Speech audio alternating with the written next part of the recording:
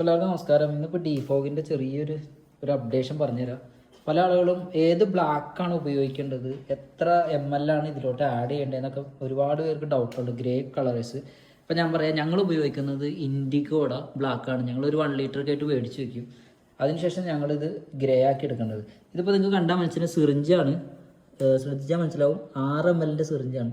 ഈ 6 ml നമ്മളെടുത്ത് ഇതിലോട്ട് ആഡ് ചെയ്യുമ്പോൾ നമുക്കൊരു സ്റ്റാൻഡേർഡ് ആയിട്ടുള്ളൊരു ഗ്രേ ഫിനിഷ് നമുക്കിതിന് കിട്ടും.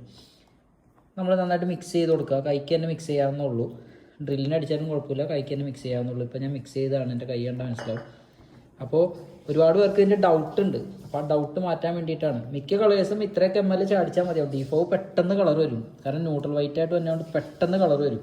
അപ്പോൾ ഉപയോഗിക്കുന്ന സ്റ്റെയിനർ ഇൻഡിഗോ ഉപയോഗിക്കാൻ കാരണം ഇൻഡിഗോ ഉപയോഗിക്കുമ്പോൾ നാച്ചുറൽ ആയിട്ടുള്ള ഗ്രേ കിട്ടും. അതേസമയം നമ്മൾ മറ്റുള്ള കമ്പനികളുടെ ഉപയോഗിക്കുന്ന സമയത്ത് നമുക്ക് ഒരു ബ്ലൂ ഷെയ്ഡ് കയറി വരുന്നുണ്ട്. അതുകൊണ്ടാണ് ഞങ്ങൾ ഇൻഡിഗോ ഉപയോഗിക്കുന്നത്. ഇത് ഇൻഡിഗോയുടെ പരസ്യമല്ല, പക്ഷെ ഞാൻ ഉപയോഗിക്കുന്നത് ഏതാണോ അത് ഞാൻ നിങ്ങൾക്ക് വ്യക്തമായിട്ട് പറഞ്ഞു തന്നുള്ളൂ. അപ്പോൾ സിറിഞ്ച് ഒരെണ്ണം കയ്യിലുണ്ടെങ്കിൽ വളരെ ഉപകാരമായിരിക്കും. 6 ml എടുക്കുക.